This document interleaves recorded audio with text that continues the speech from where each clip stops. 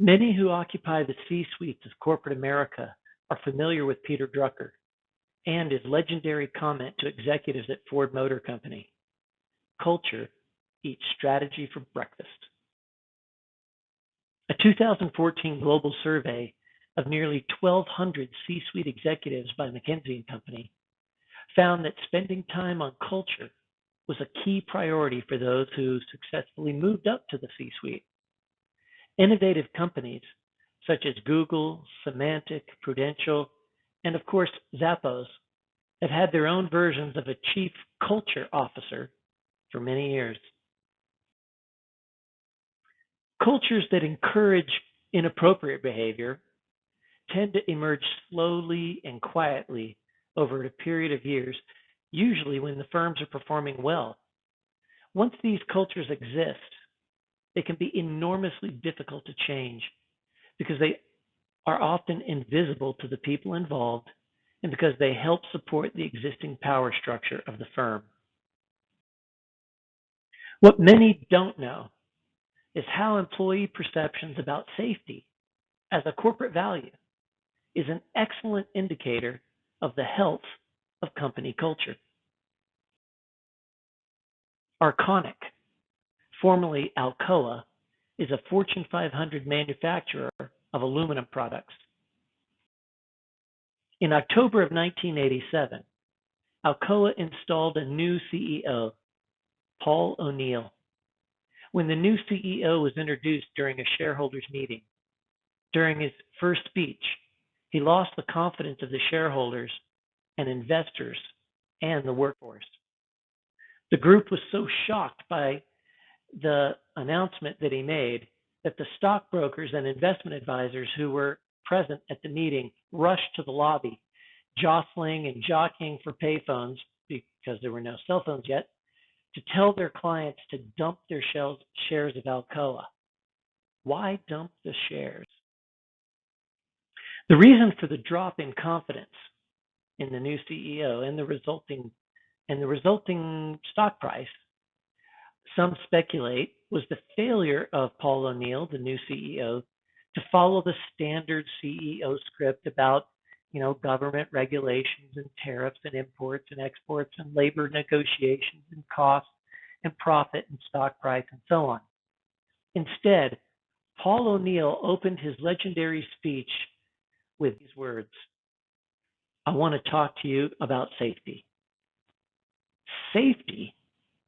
The CEO wants to talk about safety? O'Neill went on to expound on his goal of making Alcoa a zero-injury workplace before proceeding to point out the fire exits in the room and instruct his audience on their use in case of an emergency. At this time, Alcoa had a reputation for poor quality and slow delivery. To address this, the former CEO mandated quality initiatives. 15,000 employees went on strike. Looking back, O'Neill explained, "I knew I had to transform Alcoa, but you can't order people to change. That's not how the brain works. So I decided I was going to start by focusing on one thing. If I could start disrupting the habits around this one thing, it would spread through the entire company." So O'Neill began to measure a new performance metric: safety metrics. Whenever there was an injury, the unit president was required to provide Paul with an injury report as well as an action plan to ensure that type of injury would never happen again. And this report had to be delivered to O'Neill within 24 hours. No excuses. To meet the 24-hour deadline, the unit president needed to hear about the injury from his VP as soon as it happened. The VP had to be in constant communication with the floor managers. The floor managers had to rely on the workers closest to the risk for safety suggestions so they would have an answer for the VP when he asked for a plan.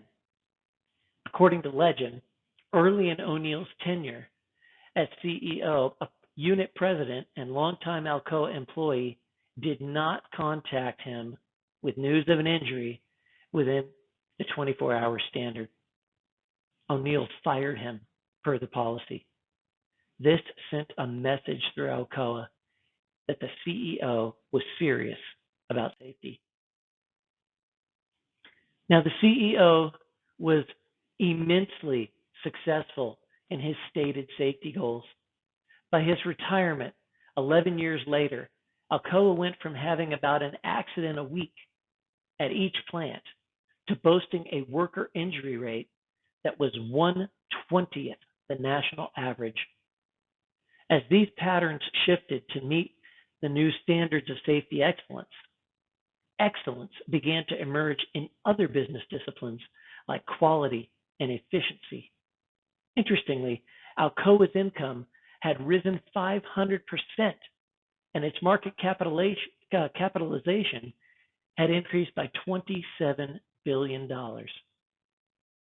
Now, in case you suspect the Alcoa case is an anomaly, please review this illustration, which communicates Caterpillar's safety journey since 2003 and the 92% improvement to our recordable injury frequency rate. And now, here's a chart revealing Caterpillar's stock price during that same period. Notice the inverse correlation between safety incidents and stock price. Is that a coincidence? Perhaps, but maybe not. To offer a possible explanation, though, I'm going to need to go back to the beginning. This is Edwards Deming. Under General Douglas MacArthur, he was working as a census consultant to the Japanese government and was asked to teach a short seminar on statistical process control methods to members of the Radio Corps. During this visit, he was contacted by the Japanese Union of Scientists and Engineers to talk directly to Japanese business leaders, not about statistical process control methods, but about Edwards Deming's theories of management. That work began in July and August of 1950 in Tokyo and at the Hakone Convention Center, when Deming delivered speeches on what he called statistical product control administration.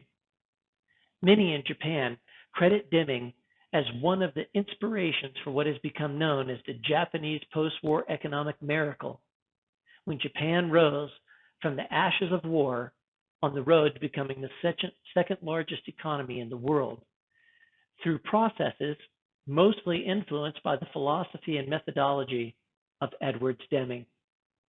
Despite being honored in Japan in 1951 with the establishment of the Deming Prize and the National Medal of Technology by President Reagan in 1987, Deming's philosophies and methodologies were only just beginning to win widespread recognition in the U.S.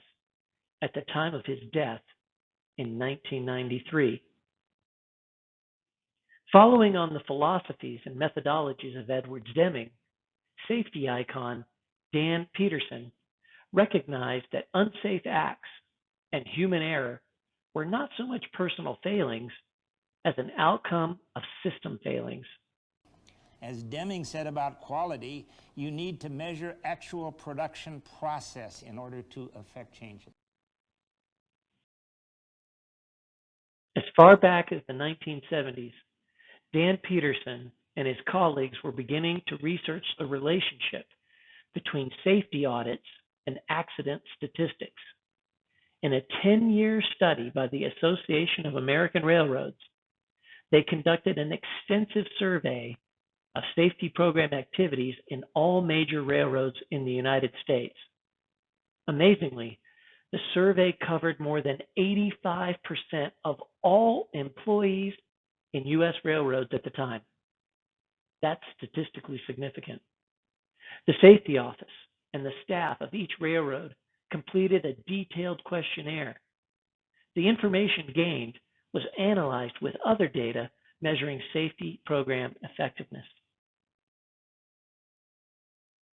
Originally, the survey included about 1,500 questions, but through statistical validation, it was reduced to 72 questions that mapped to 21 cultural indicators. This survey is now known as the Safety Perception Survey and is a very important tool we use here at Caterpillar to understand the cultural forces within a client's operations. At Caterpillar Safety Services, we used the safety perception survey to understand the cultural forces within a client's operation.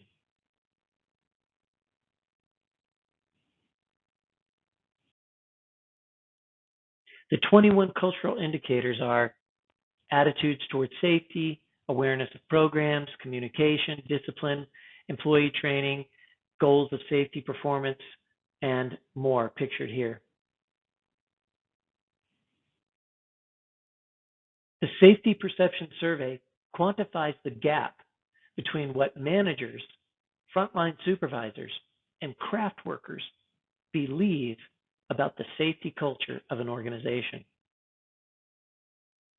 Here's an example of the results where the red data indicates it needs immediate attention, especially when the results align between the employee, the supervisor, and the manager responses. Yellow means it needs improvement, and green suggests a strong performance, meaning that the results were very positive.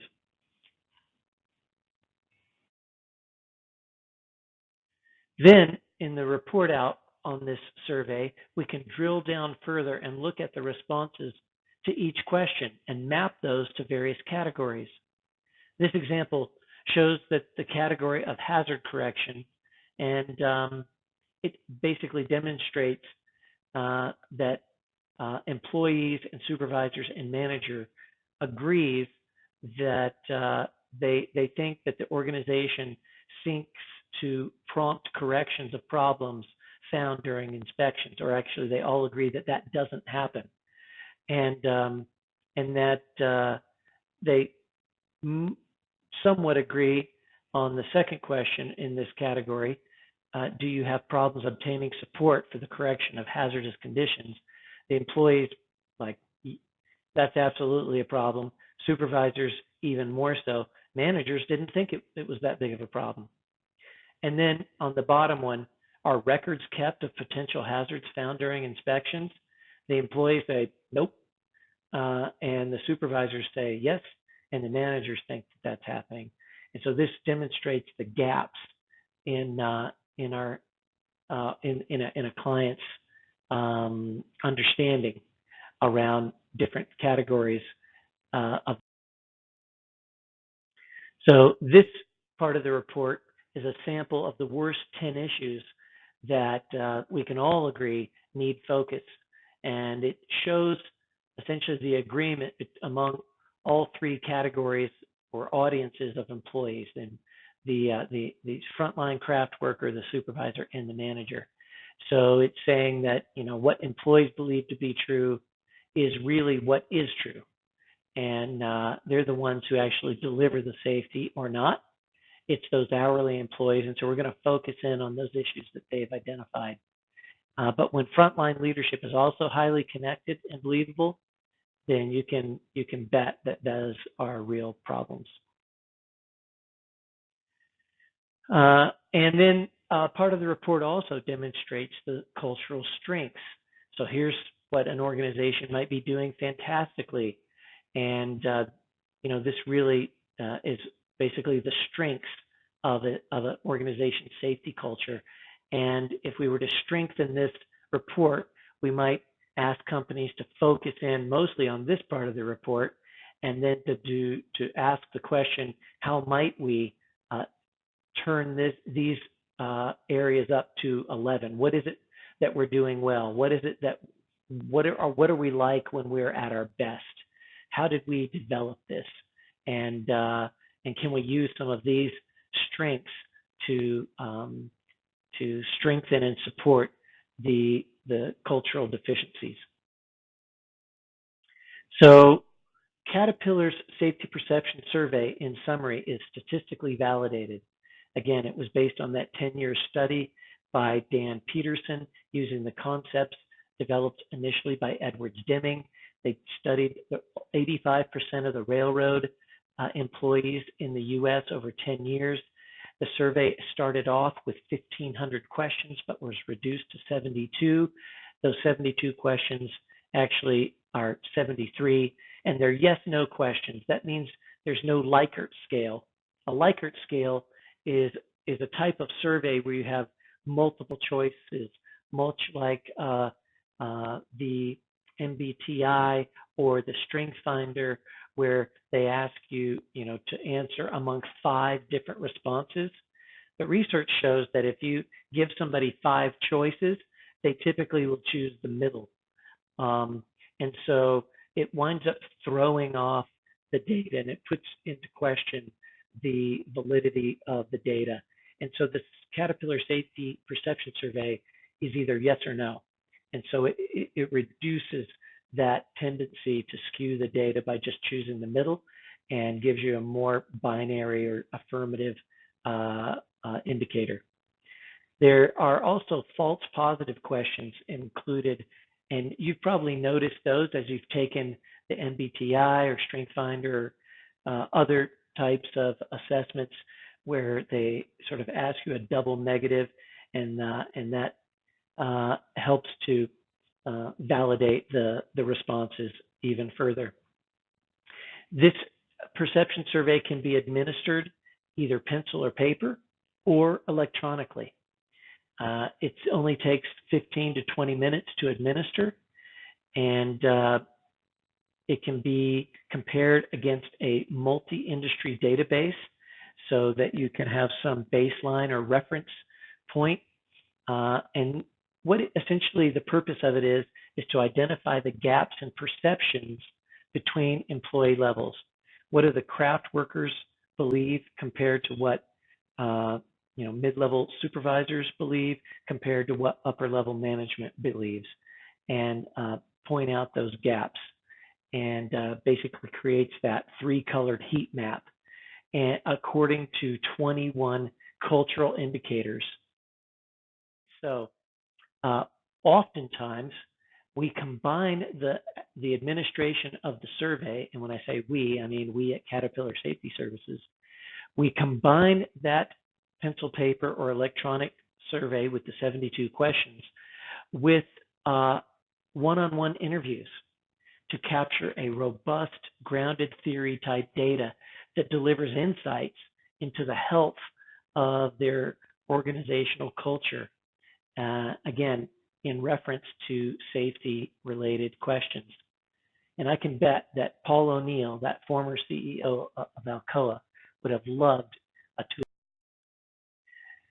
So having the data from the Caterpillar Safety Perception Survey supplemented with interview data gives you, allows you to know what to do, and that knowing becomes much, much clearer. So thanks for your time. I appreciate your attention to learn more about the Caterpillar Safety Perception Survey and how you can use that to uncover the health of the culture of the organization in terms of safety. And I hope that you understood my correlation between the health of an organization's safety culture and the health, the financial health, the productivity health, the efficiency health of the organization by looking at Alcoa and Caterpillar. Thanks again. So what it was for me was it was a humbling experience to learn that I was so misunderstood. Here I thought I was all wrapped in the flag and a wonderful person, and I wasn't perceived in that way. I was perceived as the person who wouldn't buy the menu to carry deck crane even though it was the right thing to do, who wouldn't approve safety-related expenditures because they weren't important enough. So I had to personally accept that and say, I don't care what I think I am, this is what they think I am, and so I had to go prove that.